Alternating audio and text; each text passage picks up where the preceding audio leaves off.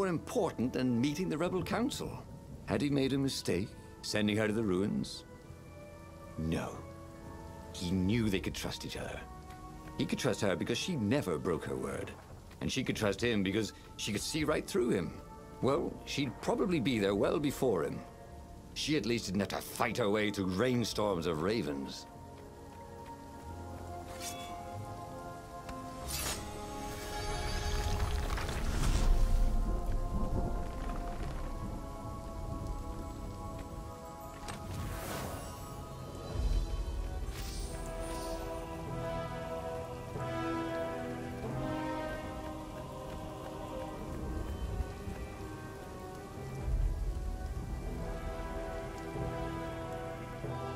These platforms were great. Renato wanted one for his house.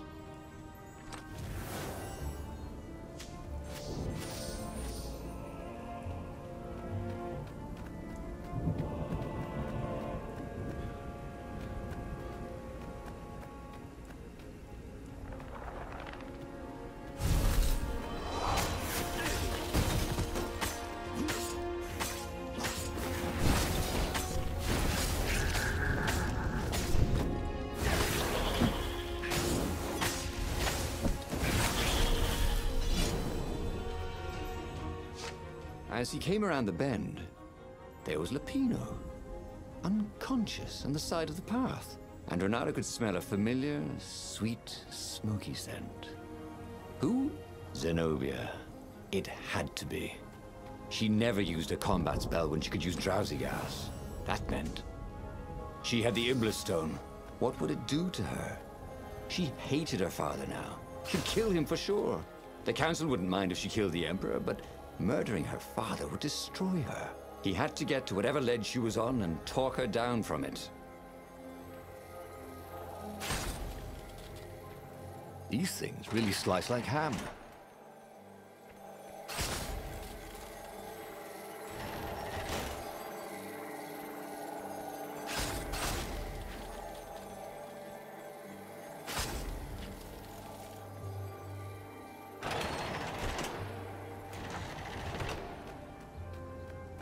The long stairs. So he was close to the rebel base. Nothing was on fire. So far, so good.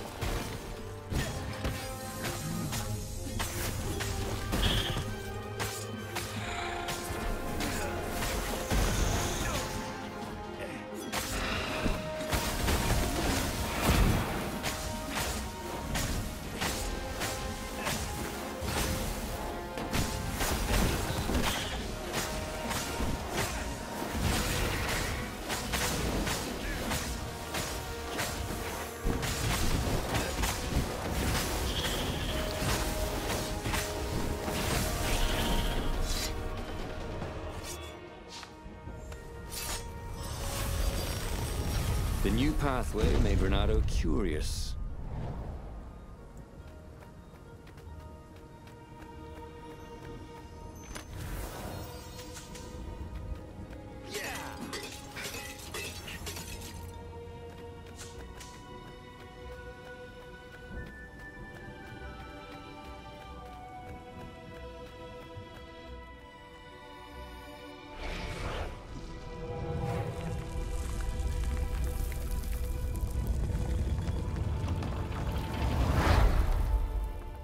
Everyone in the council chamber was dead. Zenobia stood shivering in the courtyard, drenched in blood. Why? He managed. They started arguing with me. I lost my temper and I wanted their blood.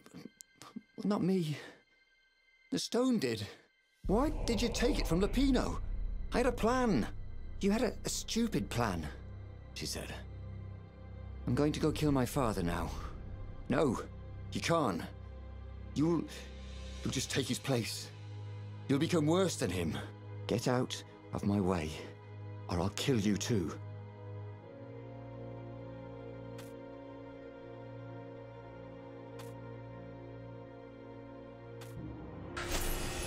You won't kill me, he said.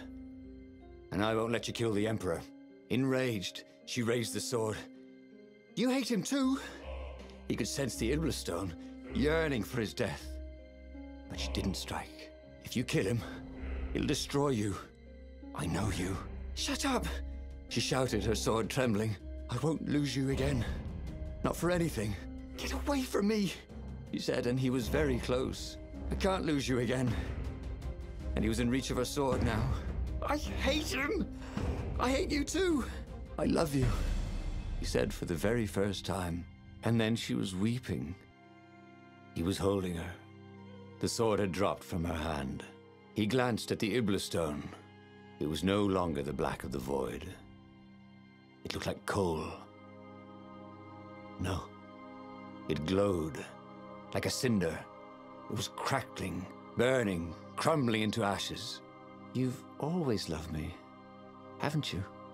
She said. She was weak. The stone had taken so much from her. Always, he said. She staggered as he helped her up. Let me take you away. Where?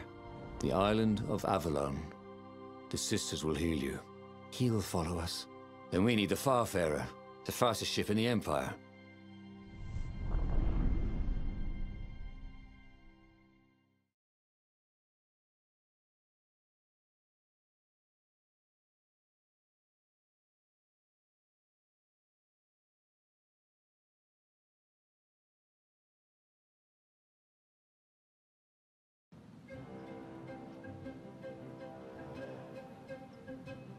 The Empire had seized his ship. They'd have to take it back.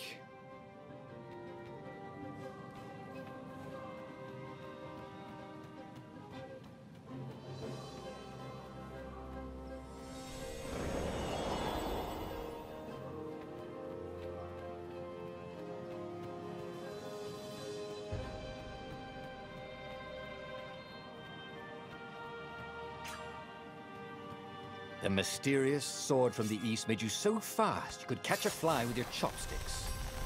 If that's what you really wanted.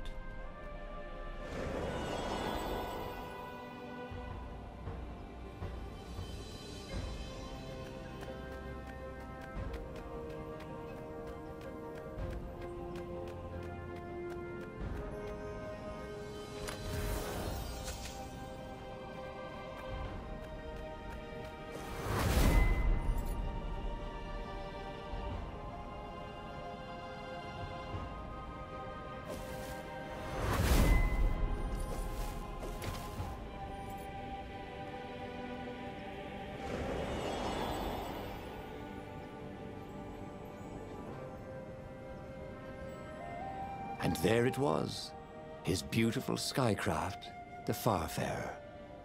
They would fare very far indeed, beyond the Empire, beyond the reach of the Empire, to the mystical island of Avalon. He didn't know exactly where it was, but he knew he could find it. And they would find peace there. Second star on the right, and straight on till morning, laughed Zenobia. And they laughed together for the first time in a long time.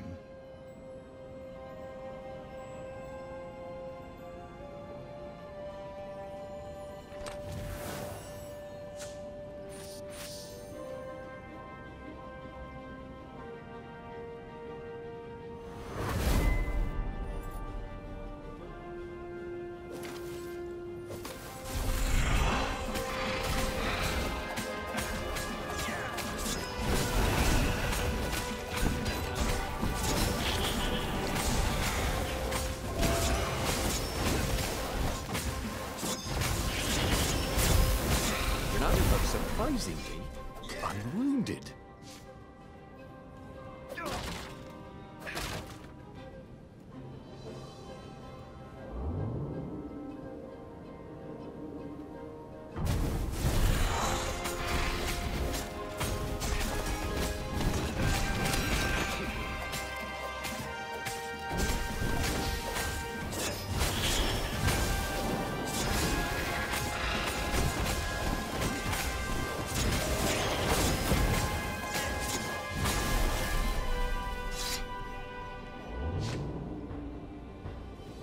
Take a leap of faith, said the inscription.